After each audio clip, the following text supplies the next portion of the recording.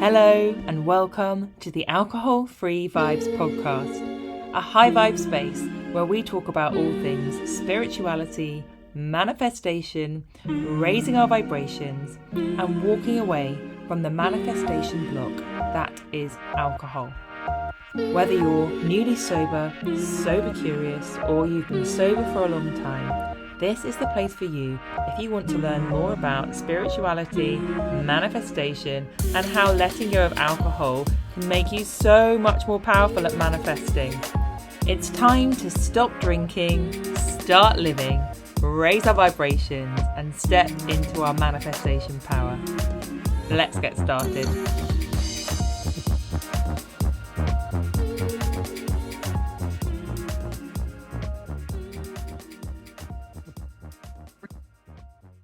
Hello, and welcome to another episode of the Alcohol Free Vibes podcast. And this week marks the first week of me filming the podcast. Yes, filming. And this podcast episode is now being uploaded to YouTube, my new YouTube channel, the Alcohol Free Vibes podcast. So every week when I upload my podcast to the normal platforms, I will also be uploading it to the YouTube channel. So if you're listening on a normal platform, then do come along to YouTube and like and subscribe to the channel as well. Why not? You can see my face if you like, very exciting. And also the faces of my guests as well when they come on, if you wish.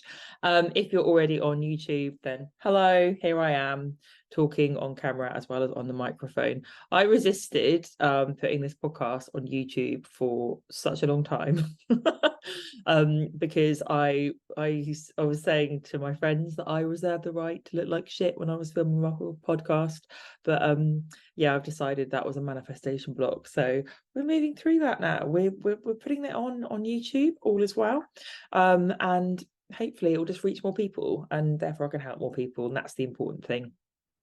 So welcome to the YouTube channel if you found me on here, and please come along and come on over to YouTube if you are listening on your normal device. Don't worry, I will still be publishing the podcast on all platforms. This is just it growing.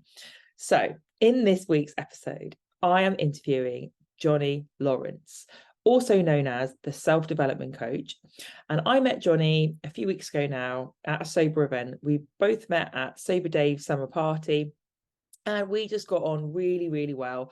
When you have those really in-depth, deep, interesting conversations about life, the universe, and everything. Yeah, so we just really got on with each other, and we were like, hey, we should go on each other's podcast because we're enjoying our conversations, and maybe our listeners would too. So Johnny has kindly agreed to come on to the podcast today to talk about his story, talk about why he's a self-development coach, his relationship with alcohol, and how he obviously let go of alcohol. And I wouldn't call this an interview, really. This is more just a really good chat that Johnny and I are having about our views on things, and I really enjoyed it, and I hope that you enjoy listening to it too. Hopefully you'll find it inspiring. Before we move into the interview today, though, let me just remind you of some of the things that I've got on offer to support you at the moment. So we have got my new advanced course in manifestation, and actually there's only one spot left. So this course will begin on the 28th of July for 5 weeks. It's an hour's call for 5 weeks, and it's a really small group of 4 people, so that you get loads and loads of time to dissect, discuss, evaluate, talk about things. So there's one spot left. It's £250 for the 4 weeks. If you already have a foundational understanding of manifestation theory, and you've already feel like you're kind of knee deep in your spiritual journey, as it were, then this could be the course for you to take it to the next level. So if you would like to find out more and see if this is the right course for you and like to take that last spot, then do email me at thrive@coachingbyannika.co.uk. Annika is spelled ANNEKA.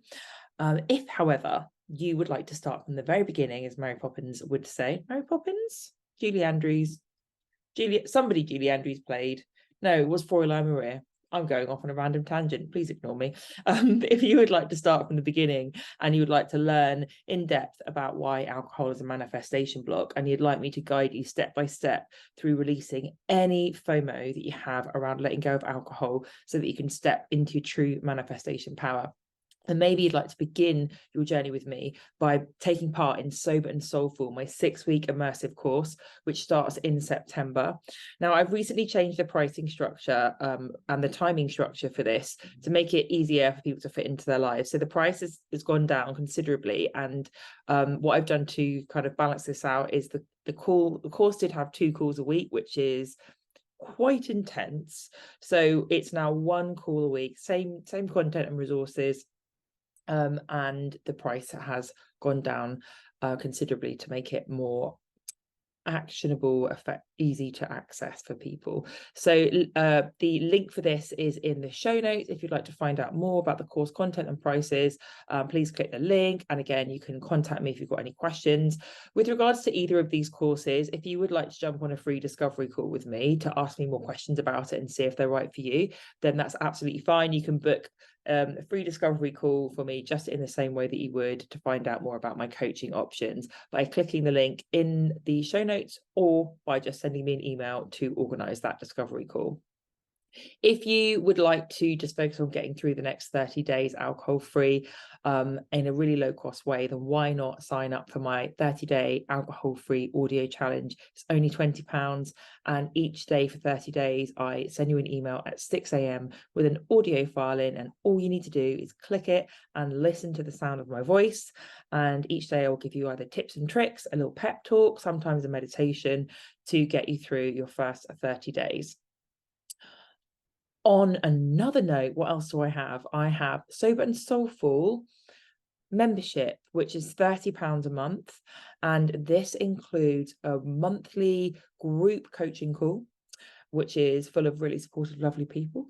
It also includes a monthly theme with self-led video training with corresponding meditation audios and journaling questions. And yeah, this takes you through all sorts of different areas of manifestation theory month by month as the theme changes. So if you'd like to come on over and join the Sober and Soulful membership, please do. You can cancel at any time, so you could just try a month for £30 and see how it goes. And it's very easy to cancel if you don't feel it's right for you, but I'm sure you'll love it. And as always, if you would like to find out more about one-to-one coaching options with me, then do just book in for a free discovery call and we can chat about your needs. So enough about all of that. Without further ado, let's start the interview with Johnny, the self-development coach. Hopefully you will enjoy this as much as I did.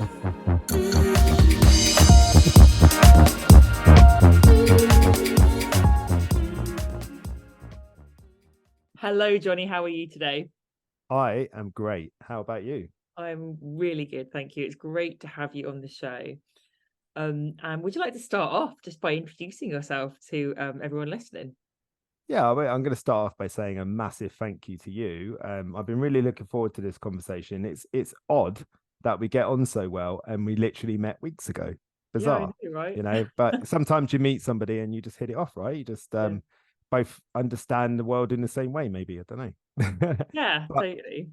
my name is Johnny Lawrence. The first thing I'm going to do is taper your expectations. I am not the guy from Cobra Kai, and I'm sorry. You know, some people will know what that means. Some people will be like, what's Cobra Kai? But it's a show on Netflix related to Karate Kid with a guy named Johnny Lawrence who has ruined my SEO on Google. On his, I'm gonna go off on a bit angry rant, so I'm gonna stop. But I'm not him. I am better known these days as a self-development coach, and there's a couple of reasons for that. The first one I've already explained, and the next one is that I have spent the last, over a decade and a half now, about 17 years helping people. And over that time, I've been educated in all sorts of things from mental health through to psychology, through to health and fitness, nutrition, all sorts of things collectively that I believe creates the self-development mantra or whatever you want to call it. Yeah. And that's helpful. You know, I've got all this education, it's formal education. But what I've also got is experience. I've got experience of understanding what it's like to feel certain ways, what it's like to go through some really difficult experiences. Now, they're not the same as anyone I might be helping, but what it does is it creates this empathy bucket, this bucket of empathy that allows me to know what may or may not be helpful. More importantly, what's not helpful, things like, oh, you'll be all right, cheer up, stuff like that. Sometimes is not the one to hear for certain people, and those experiences come from my childhood, which, you're free to ask about at any point. But I went through quite significant domestic violence as a child, and physical abuse and torture as a child. And that creates some pretty crazy stuff, that you have to deal with as an adult, and consequently was part of the reason that I ended up being addicted to alcohol. So when you have that education and you have those experiences in life, I believe that when education meets experience, it creates wisdom. And I'm not saying I'm wise, I'm not Yoda or a wise man on the mountain, but I do feel like I have some wisdom that I can pass along. Whether people are able to hear it or not, I don't know. But like I said to you before we hit record, I don't have to be the smartest person in the room. I don't have to be right. All I'm doing is offering a perspective, not even advice. I really feel strongly that I'm never there to offer advice. I'm there to offer a perspective, and it may or may not be helpful. Quite often I offer a perspective, people go, okay, and they walk off, and then the penny drops later, and that's okay. It's there for a reason. There's a reason why you remembered it and you didn't just think, wow, he's weird. So now I work as a self-development coach, and one of the other reason for that is because I live a really great life. Stuff has happened to me that has been tough and hard and felt impossible at times, but right now, currently, I lead a really good life, and I'm okay. I've survived hard things. I'm surviving hard things. It is what it is. And I now sit in a place where I've dedicated the rest of my days to helping as many people as I can with their self-development. That doesn't mean I have any answers. Doesn't mean I know what's best for anyone or I'm some guru. What it means is that I will support and encourage people through those difficult moments to develop themselves. And the only person that can do that, develop themselves, is them. And sometimes I hear things in coaching sessions that might be important. If there's a problem or an issue that somebody has, or a challenge that they're facing in life, or they can't make a decision, they do have the answer. Most of the time, the reason they can't get to the answer is because they're scared. And that's okay too. We can talk about that. You don't have to be so scared because you've got someone with you now, i.e. me or whoever coach that they're working with. So I love that. Self-development is a thing. It's sort of funny, and I don't want to make fun of it because there might be people listening that have asked that question. But people go, so what is self-development? And to me, there's like never been a more self-explanatory term. It's like, well, it's about developing yourself. But if it's not obvious, it's not obvious, right? Self-development, I think we spoke about it when I saw you, met you for the first time. I look at it like a stairway, and the stairway doesn't signify that as you get higher, you're better than anyone else. What it is just a stairway. It is moving you to a different perspective. And when you're all on the ground floor together, you can all see the same thing. You can all agree what you can see. There's a tree, there's a bush, there's a car, whatever it is. And as you step up that step, you get a different perspective. And those early steps, you're not so far away from the bottom that you can't still communicate with those people that are at the bottom. So you might say, oh, I can see the tops of the trees, and they can imagine what that looks like. It's not too different to what the tree looks like down here. But at some point you get so far up that stairway that you can see so many things that it doesn't matter how good you are articulating yourself, they just don't understand because they can't see it. And what can happen sometimes is people can become very obsessed with the people at the bottom because it's so wonderful where they are, because they've learned so many things. They're like, hey, it's really good up here. I'm excited. Come up here. Those people don't want to. They might not be able to. They might not understand because they can't see and feel what you feel. They can just see the people at the bottom and they're like, come on, come up there. And they're like, yeah, whatever, weirdo. See you later. Yeah, you go off and be alcohol free and travel the world and do all these weird things. I'll just keep doing what I'm doing. And there's nothing wrong with that. you know. That's so helpful, that image. Sorry to interject. So Yeah, that that's image okay. that you've just given me, and I know that we talked about this before, I describe that in a similar way. I call it the healing spiral, Ooh, because like we're that. always spiraling. We always go, I think of this, the spiral is like the circle, the cycle of emotions that we go through, like seasons, and this happens on a daily, weekly, monthly, yearly basis, these seasons we go through. But we're moving up the spiral when we're healing. Mm. And I kind of use that image to normalize the fact that we're allowed to feel all the feelings, to still be progressing upwards, right? But I think you touched on something really, really helpful and important that gets talked about a lot in the alcohol-free space, which is the tendency, or the kind of, because we're so excited about being alcohol free, we can end up, we're not careful, seeming preachy to the people at the bottom of the staircase, because we're so excited, because we're coming from a place of service, and I want to help you all get up to the top here. So what would your advice be to people who are in that? What's the remedy to that? Don't preach, Yeah. attract. Yeah. Make it look so attractive, so fun, so freeing. Make it look all the things that you know it to be. Show it, and they will come. Yeah. I was at a barbecue last year. No, was it last year? Yeah, last year. Um, and I had this chap talking to me. And the guy that was doing the barbecue had to go to the loo, so I was turning the sausages, and he was talking to me, and it's so it gives me goosebumps because it's so funny, right? He was the most sober, curious person I've met in a while. The Yeah. questions he was asking, it reminded me of myself when I was starting to think to myself, does alcohol need to go? Do I need to change my ways with it? Do I need to change my relationship with alcohol? I would talk to people. When I found people that were alcohol free, they'd look like a celebrity to me. I'd be like, oh my gosh, I want to know everything. Tell me, because Yeah. you are making it look amazing. Yeah. You know, I and was I the would same. talk to them, and I would start that conversation with them. And they would be really calm, and they'd be like, well, if you want to know about it, I can tell you about it, And I'd be like, yeah. It was like, they know secrets and stuff, they know all the stuff. And You're in I'd the really secret want to know, club. like, yeah. So I'd want to join the club, but I wasn't sure if I could. And I needed that reassurance. And this person was making it look so fabulously easy. And it's not fabulously easy, but they were making it look fabulously easy. And I was like, how are you doing all this? How are you here right now at this barbecue where there's alcohol flowing and people having fun and you're cool? How's that going on? It made it feel achievable. Yeah, When you preach anything to anybody, they stop listening most of the time. I agree. And Yeah. it's kind of how attraction works, isn't it? So you think about the different attachment styles.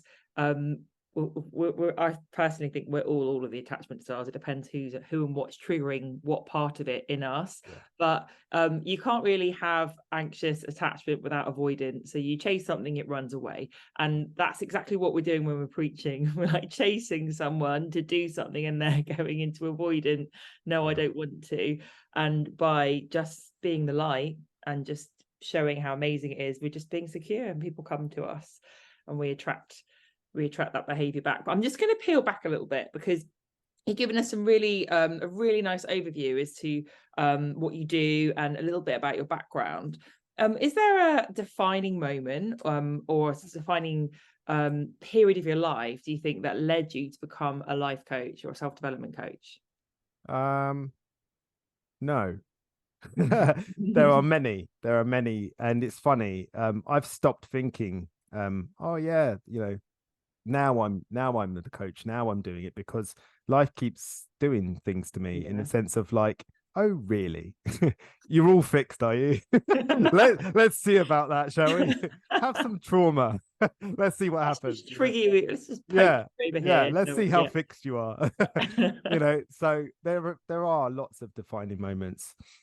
Yeah. And one of the things that I've come to realize is that some of the most helpful things that I have learned in life have come from some of the worst experiences I've ever had.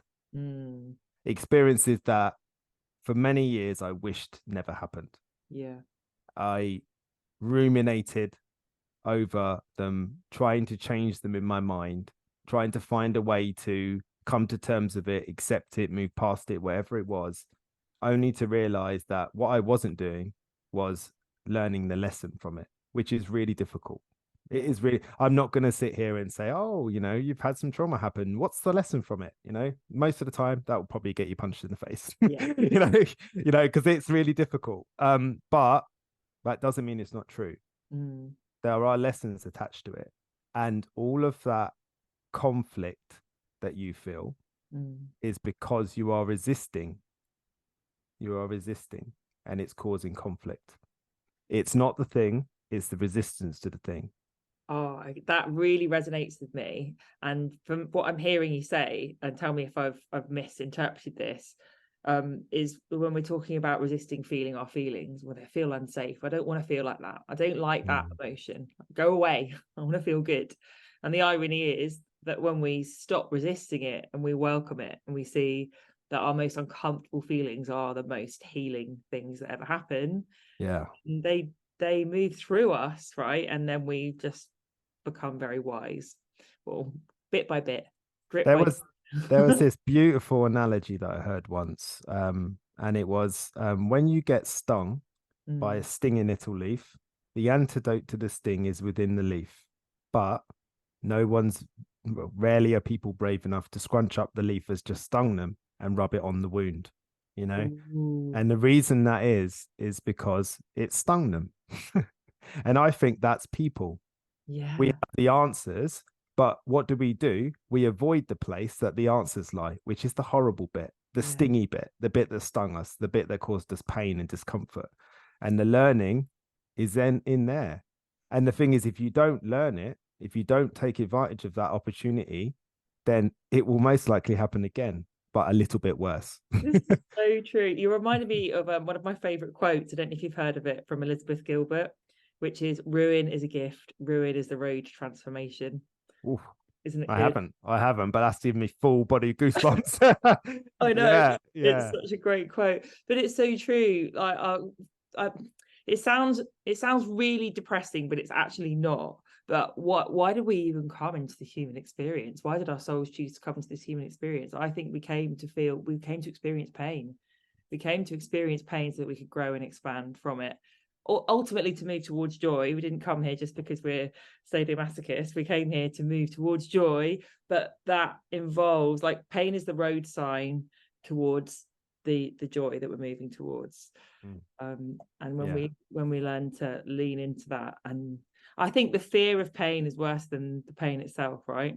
Oh, that is so true. The fear is the thing. It's the reason you're resisting is probably the fear, the vulnerability, the inadequacy, the hopelessness, helplessness, all of these difficult, challenging emotions that we don't want to experience.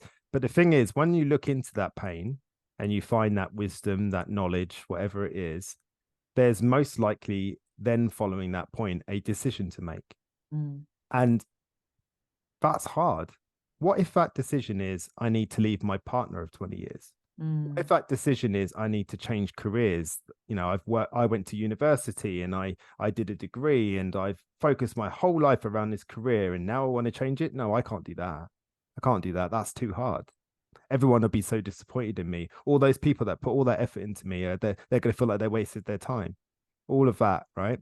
So all of that stuff there stops you from making a decision. But the thing is, sometimes not making a decision is making a decision. You're choosing to not make a decision, and that's okay, for a while. But I learned this lesson walking up the mountain I climbed with Sober Dave recently. We climbed Mount Tukal, and that experience was mental, right? Because I suffered so badly on that hill. I had altitude sickness and I couldn't tell the difference between a headache and a stomach ache. That's how ill I felt. And at the first part of that journey, I was stopping to use the loo. Well, it was not loo. I was basically going to the toilet on the hill. It wasn't great. I'm not gonna lie. At first, I tried to convince myself, this would be an experience to tell the kids. After about the fourth or fifth time, I was like, okay, I'm feeling really unwell. Something's really not going well for me right now. So I tried to ignore it. I tried to pretend it wasn't happening. And then I got to this point where I stopped and I said, right, come on, Johnny, you have to make a decision here because you haven't made a decision. And when you don't make a decision in life, and I'm talking off the hill, it means that everything around you, every person, every people, place, and thing can change your mind at any point. So You're you, powerless. That's true yeah, powerlessness, right? it is, because you haven't made a decision, you haven't made a commitment, you've got no direction. Yeah. Yeah. So I stood there and I said, okay, it's so much harder for me because I keep wondering whether I'm going to get to the top or whether I'm going to give up. So make a decision right now, Johnny. Either way, what are you doing? And I said, I'm going to go to the top. Cool. You sure? Yeah, good. Right. What happens in that moment is no one can change my mind. Unless something happens to me, I'm not stopping. Right. But what also happens is that I accept in that moment everything that comes with that decision, the good stuff and the bad stuff. When I get to the top, it's going to be amazing, but getting to the top is going to suck. Every single step all the way up is going to be suffering. Are you okay with that? Yeah, because that's what I have to do to get to the top. That's true acceptance right there. So Yeah. when you decide to go sober, yeah, or whatever it is, what you have to do is make that decision. Because when you make that decision, you also accept that it's going to be hard. And when it's hard, it's not a surprise. Because a lot of the time, what people want in sobriety is if for it to be easy. It is not easy. I'm going to reframe that.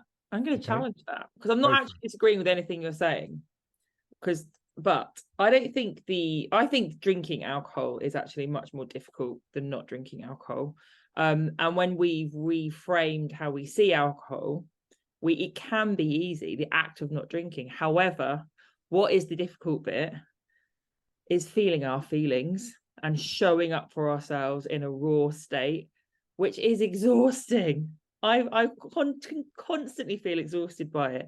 However, I'm constantly celebrating now that I feel things properly and I process them properly. Yeah, I might be rolling around on the floor crying like a toddler sometimes. But I process things so quickly. I move through things so quickly. And what does that mean? I grow and progress and manifest so much more quickly. So I'd say life's more, it feels like more of a roller coaster, but that is actually what life is supposed to be. So like life is hard. And I understand why for centuries people have wanted to anesthetize it. But now we know better. We know that our true power lies in not doing that. And that's true bravery, right? Showing up for life raw. I think the bit about that we can marry together is that you know that now. Yeah. But the person that is deciding to trying to decide whether or not to stop drinking doesn't know that yet. Yeah. Yeah. We know now because we're sober. Yeah, we're two sober people having a conversation. So we know that it's actually easier not to drink. There is absolutely freedom. I don't have to battle with my thoughts all day, every day about whether I'm going to drink, whether I'm going to let myself down, how much I'm going to drink, what I'm going to do when I'm drunk, how I'm going to feel tomorrow. All of these things that come with that drinking that are really, really hard, that you don't realize are hard because you're in it right now, those go away. And that is absolutely, for me, I can only speak from my own experience, is freedom. Yeah, but I didn't know that when I was making my decision. It was so difficult to make that decision. In fact, I can only say it now. The hardest part about sobriety was making the decision. Oh, yeah. That was agonizing. That was torture. I wanted someone to give me the answers. I didn't have the answer, didn't know what to do. I felt utterly helpless. Truth is, I wasn't. I was resisting. I was resisting. I knew, like, if you want to know whether or not you need to change your relationship with alcohol, the answer is yes, because you're asking the question. People that don't, sorry, go ahead. Carry on. No, people that don't have that challenge don't ask themselves that question. You know what's really interesting when you talk about the resistance? This is why I love like thinking about alcohol in terms of manifestation, but also it's the same for all kinds of manifestation. What you're describing there, when we make that commitment to I'm gonna go for it, I'm gonna see if I can stop doing this thing, is we are about to jump off a cliff.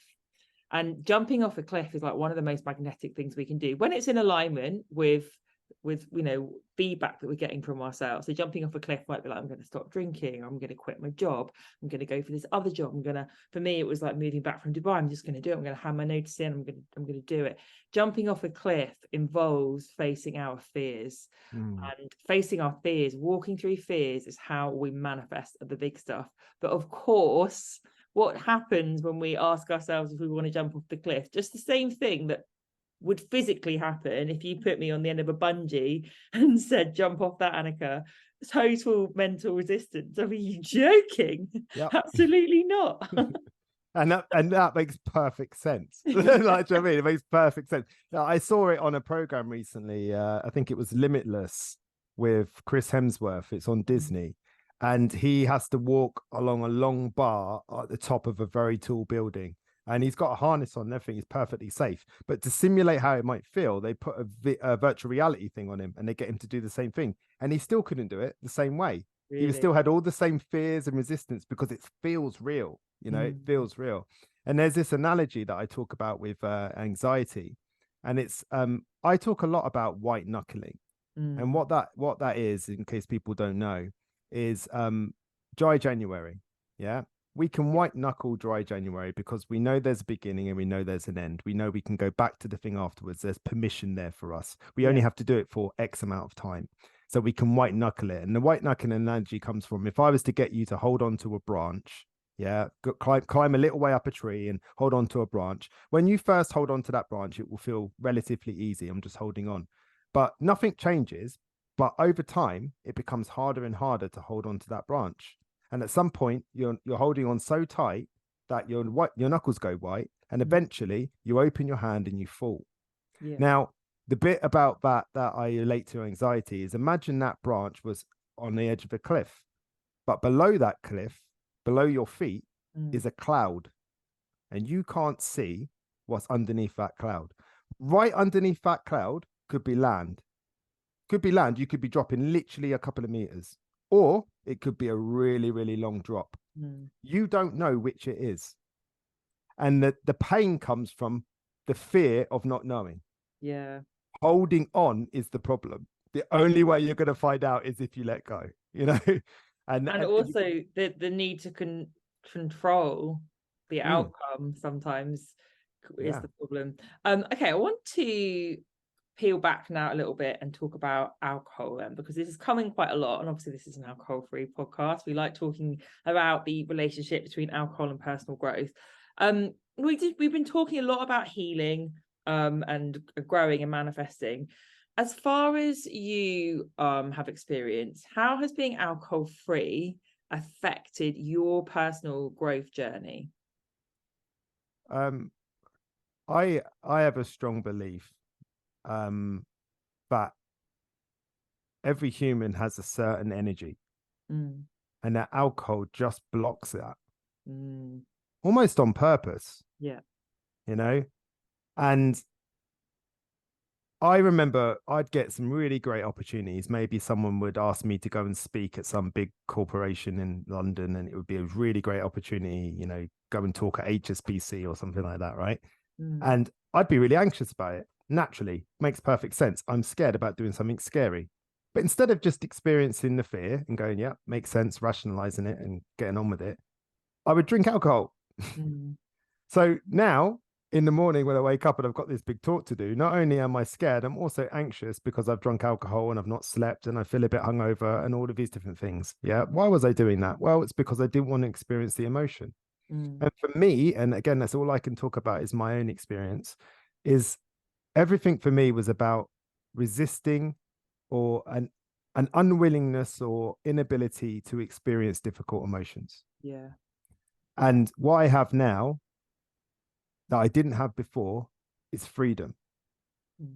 Utterly just free. Now, don't get me wrong, but it doesn't mean that I see it all the time, you know, people that go sober and they say, oh, my sleep's perfect and my life is perfect and giving up alcohol was the answer. That's probably not true. Or they're going for a really good period and I'm happy for them.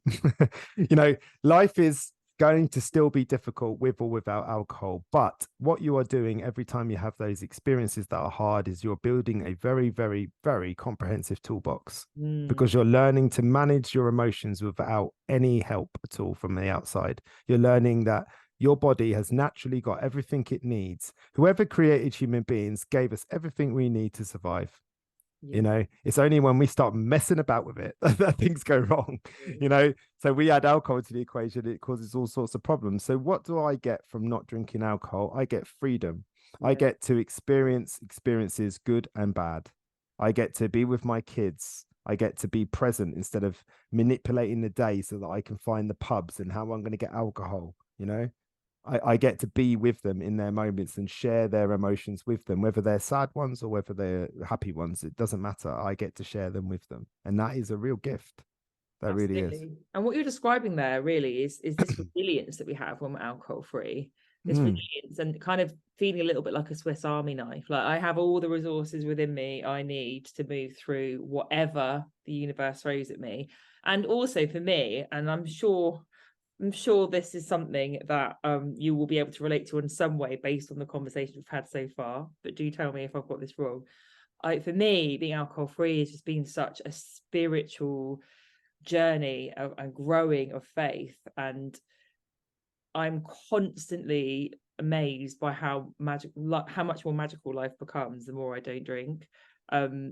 So I've learned again and again every time I've gone through something difficult without alcohol. Yeah, it hurts so much more, but as you say, that the wisdom that gets left behind is so much clearer and so much more meaningful, that we really start to lean into that belief and that understanding that everything is happening for us, not to us. Everything is a gift.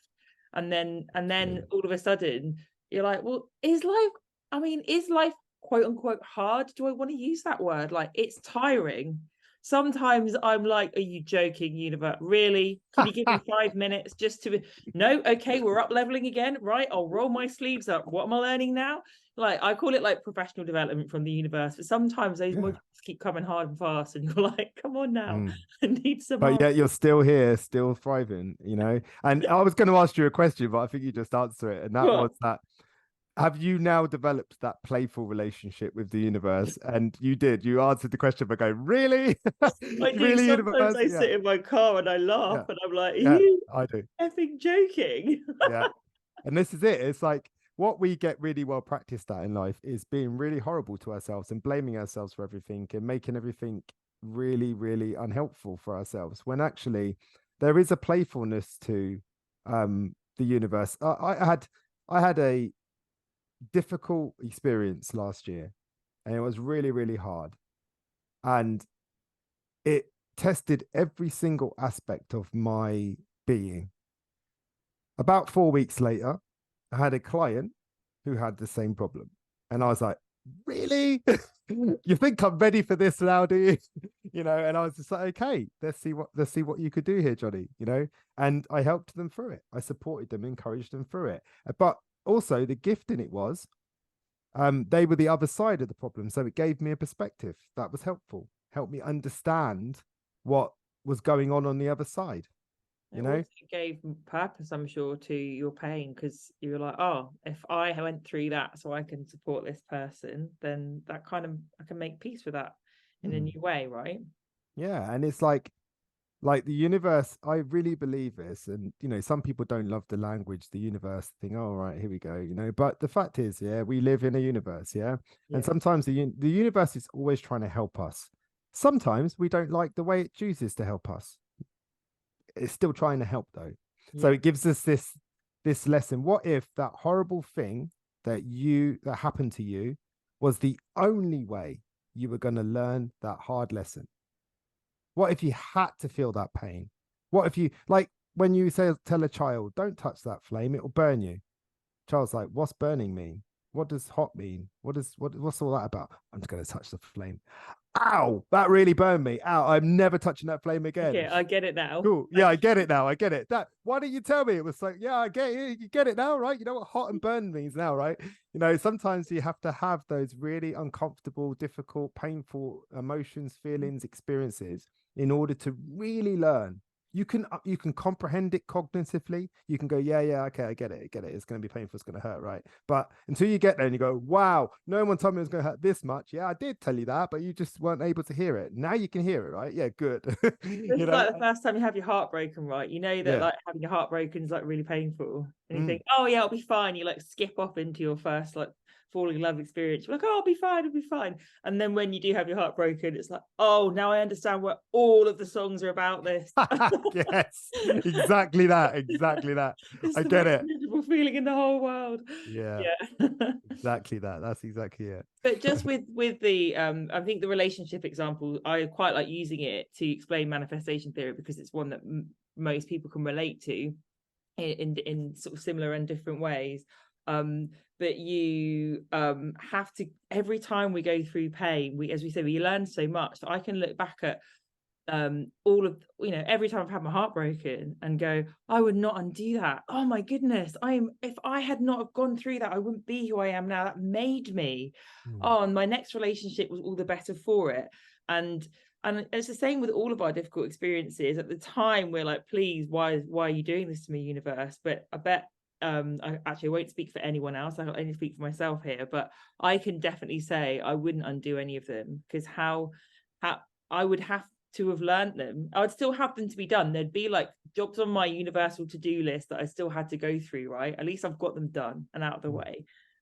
Yeah. I've got a friend who is a marriage counselor, and he is on his 4th marriage. And people go, what? Well, he's not very good at it. Then I say, but who's better? Because he's happily married now. Yeah. He had 4 rounds of mistakes.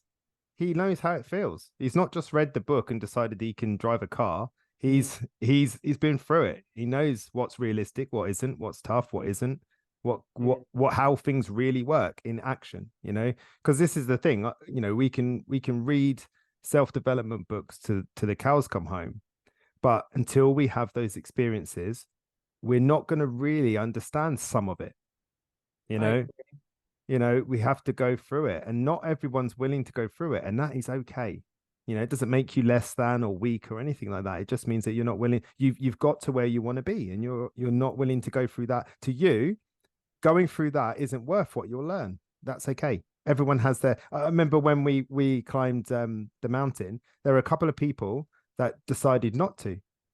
You know, they got to base camp, which is 3,200 meters, and they had decided that this was far enough for them at this point. And I was really happy for them.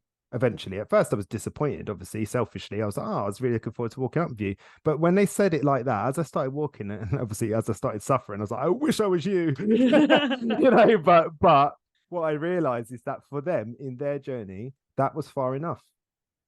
And that's all right. You make a good point here about journeys and about our life's purpose, because going back to the kind of spiritual overview, looking at everything from a bird's eye perspective, our souls have all chosen to incarnate in this human experience for very different reasons, to learn very different lessons.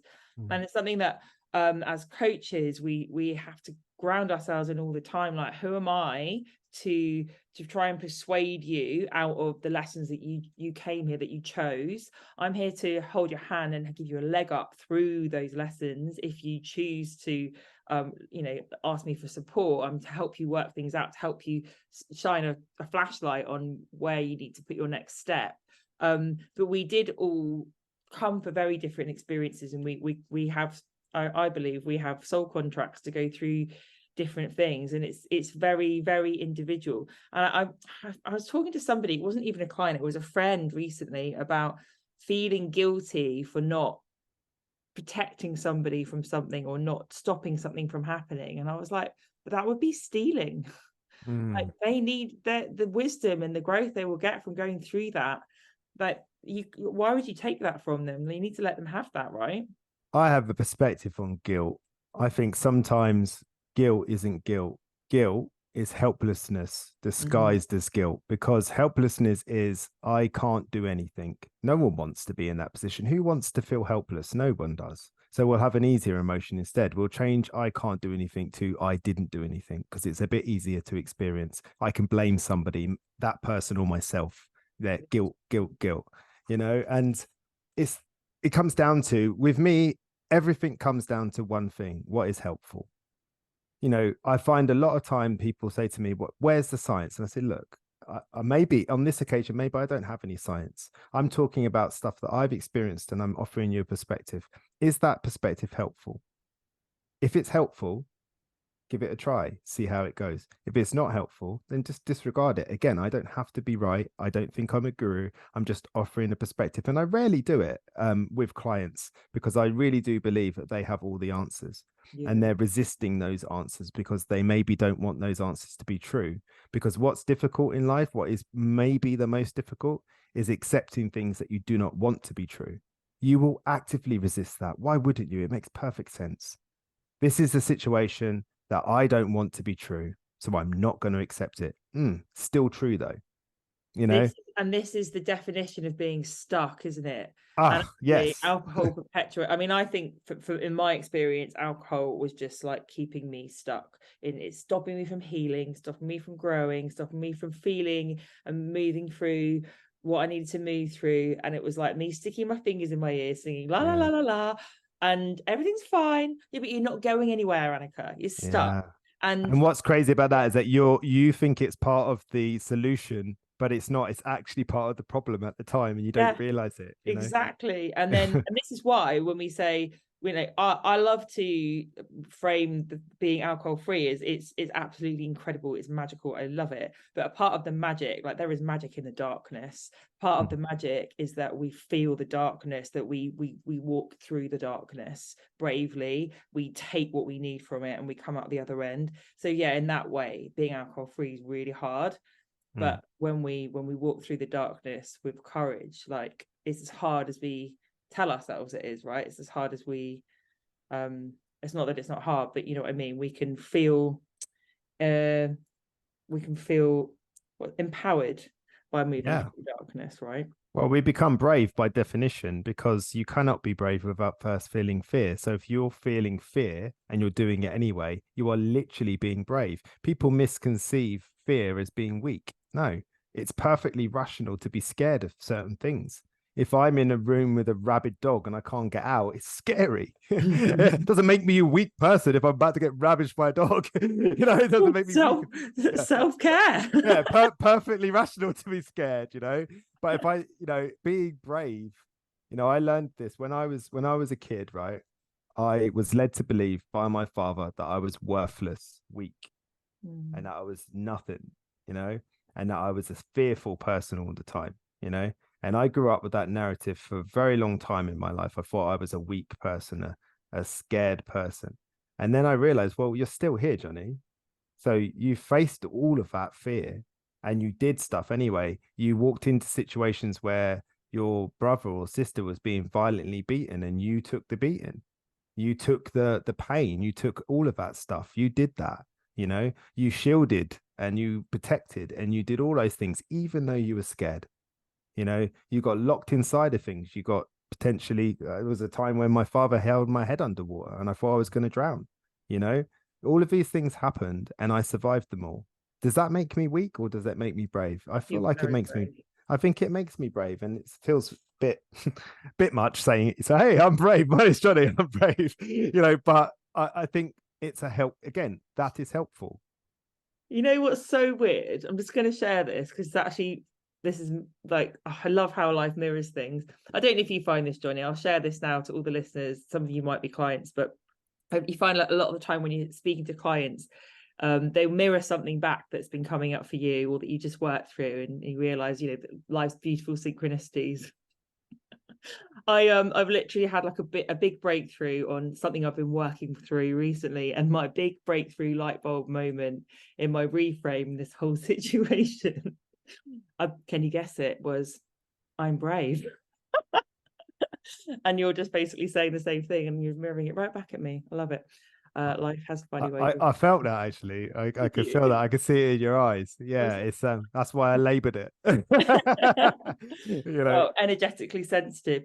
So linking all this amazing wisdom and life experience and knowledge that you have then, and the fact that you are this incredibly successful self-development coach, I bet everyone listening is like, I need to know more about like what this guy does, what he offers, like what's he got going on. So can you tell us like what things do you have on offer for people to get involved in? Well, interestingly enough, I am changing the structure of things at the moment. I have got a podcast, if you don't mind me mentioning it. Yeah, I'll pop that in the Yeah. show notes, no Yeah, problem. the self-development podcast, and the purpose of that podcast is I speak to people that are either specialists. I don't love the word expert because I feel like expert, it's like you know everything when I don't think anybody does. Like You know, guru, isn't it? yeah. I don't not keen, not keen. Specialists, they specialize and they've committed to one area or many areas, and they're committed to learning as much as they can about it. So Yeah. I speak to a specialist who's offering helpful advice about something that's tough, difficult, challenging, whatever it is. And then the other side of it is I speak to people that have been through life-changing experiences. Maybe they've been through an illness or a natural disaster, or they've lost somebody that's close to them, and they can offer something hopeful. Because I think my podcast, if I was to sum it up, is I want to offer hope to people that feel like it's hopeless. That's Ooh. it. That's it. You know, I want to offer hope. I want to give people a reason to keep going, to keep moving forward, because life is really tough and people have been through incredibly hard things. And I listen to those people and I extract the wisdom. Believe me, when I'm sat on that podcast and I'm listening, I've got my paper and my pen just like everyone else, and I'm taking notes and I'm listening. I do that for me and for other people.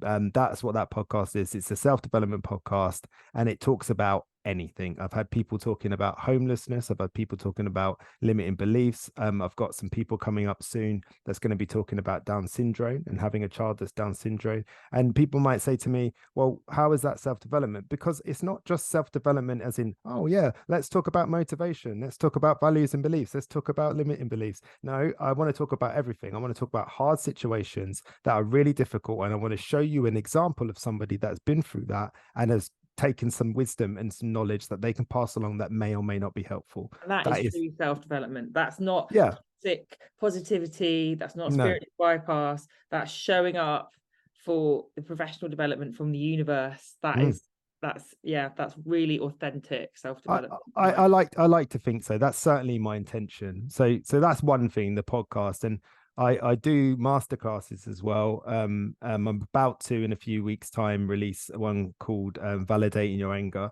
That's been very popular. I've done it live quite a few times. And what often really is a breakthrough for people is I have people, especially around alcohol, and they're angry. They're angry about something. And they're like, oh, but it'll be okay. I'm not really that angry. It's like, right. So you're angry, fact.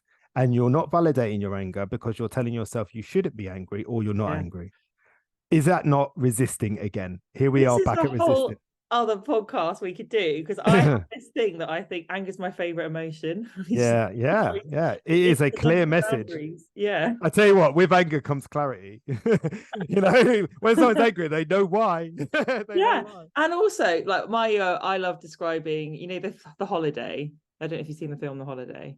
Yeah, my wife makes me watch it at every given occasion. So you know the moment where the Jasper, that man that's been messing her about, he turns up to her holiday and she suddenly is like, what am I doing? And she like throws him out. She's like, I think this is what you call gumption. And it's obviously all very kind of rosy, but I'm like, that's where she finally felt anger, and she was able to put a healthy boundary out and go, universe, I deserve better than this. Like that's channeling your anger properly. She didn't punch him in the face. She just boundary out. I say that anger is not an action. Anger's not an action. No. People think I'm angry, I'm going to punch that person, or I'm going to hurt that person. No, anger's not telling you to do anything. Anger is not telling you to do anything. Anger is an energy. Anger is an energy, and it's a clarity. And anger is your body's alert system to tell you that a boundary's been crossed, and it also provides the energy to put that boundary back in place if you need to.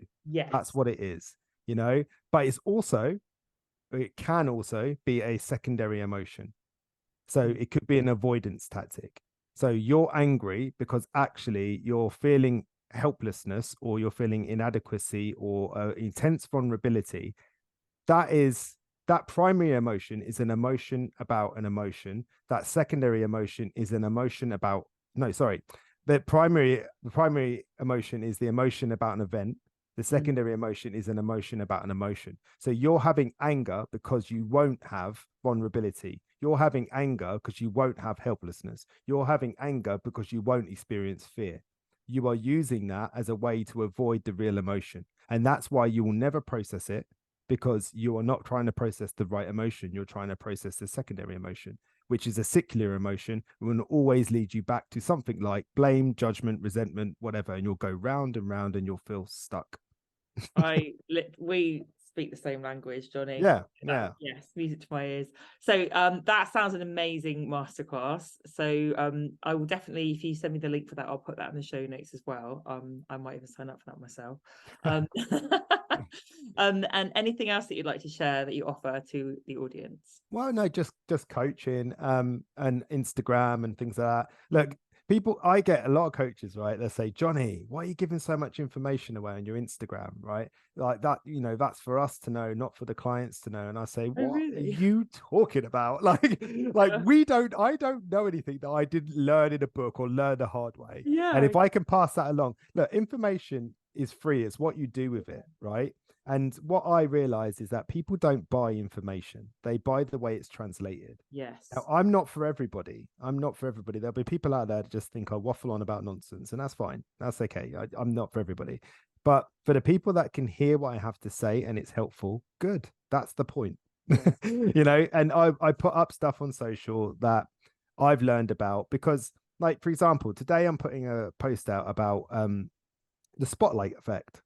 Now, the spotlight effect is when you become overly obsessed with, so you go to a social situation and you think everybody's judging you or thinking about you or thinking that you're this or that, or you talk too much, or you've got really bad hair, or you're put on a bit of weight. You think that that's what they're thinking. But what you don't realize is that everybody has the spotlight effect, and they're staring at you because they're feeling inadequate.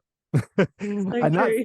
that's the point of it. Like, and do you know why I put it out there? Because knowing that this phenomenon, this psychological phenomenon, is so common that somebody has given it a name is helpful. Yeah, totally. It's really helpful to know that, oh, right, okay. It's the same with the drama triangle. It's the same with the dark triad.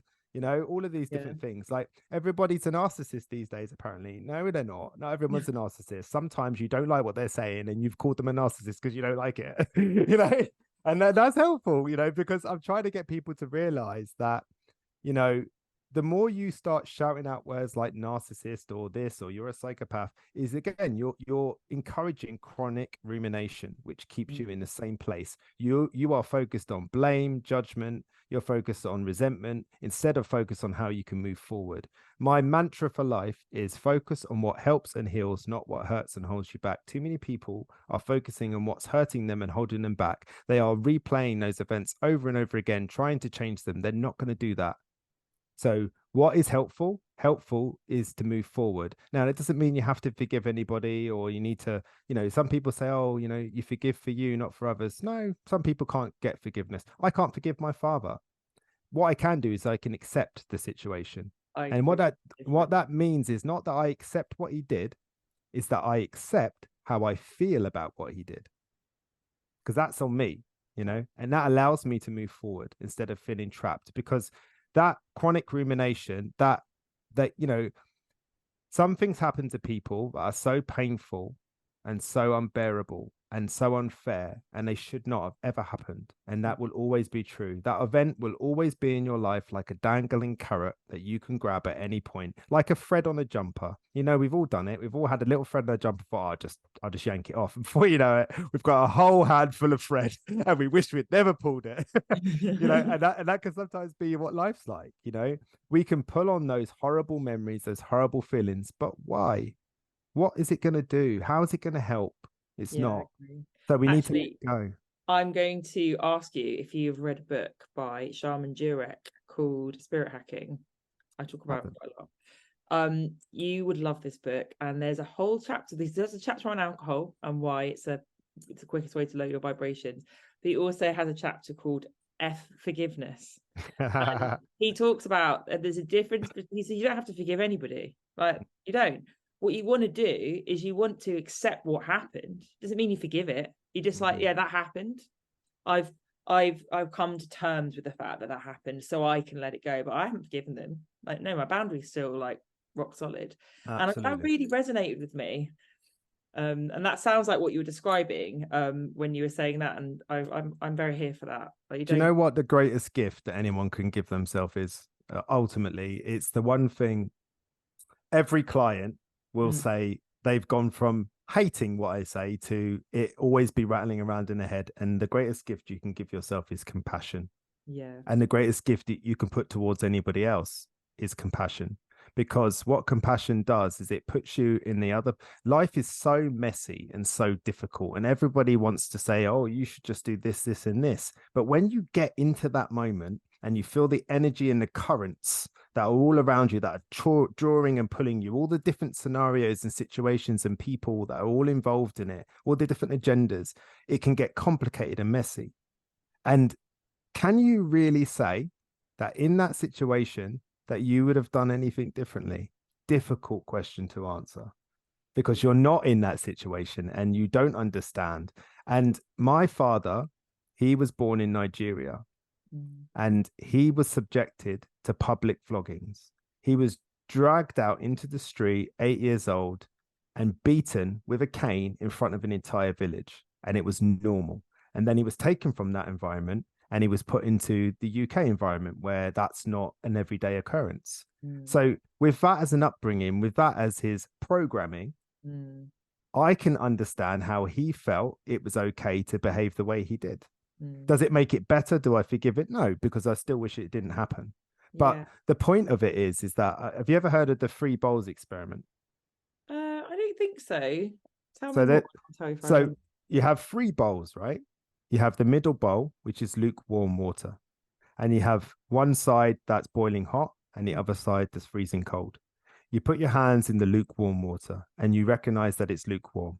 You take one hand out, you put it in the cold water. One hand out, you put it in the hot water, and you leave them in there as long as you can. You take both hands out, you put them back in the lukewarm water. One hand will tell you that it's boiling hot. The other hand will tell you it's freezing cold. Neither is true. But the reason they think that is because of the environments they were in previously. Ooh, I love that. And that's because that's helpful to understand, especially when you have people discussing very controversial topics like, say, gender or race or certain belief systems, and they are arguing, but what they're not doing is they're not listening. The reason that person thinks the way they do is because of the environment they've been in. The reason that person thinks what they do is because of the environment they've been in. Now, if they're boiling hot and freezing cold and they're standing in lukewarm water, no one's acknowledging, no one's right, no one's wrong, you know. And then no one feels seen either. No, I understand why you can't see that this is cold. Yeah, exactly. And your focus becomes, I want you to see my point of view. I want you that what's happening there it's not about right or wrong. It's about listening. Yeah. It's about listening and acknowledging and allowing that person to have that time.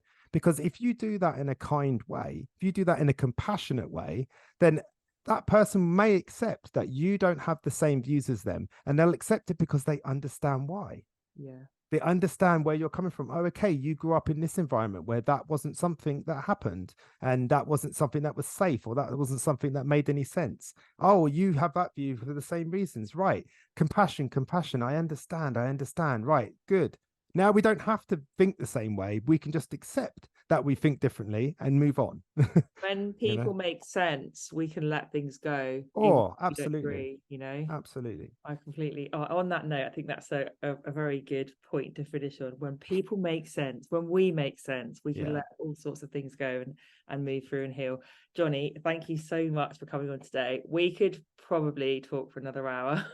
Oh, I thought we were. No. It's an absolute pleasure to have you on the show, and I will catch up with you very soon.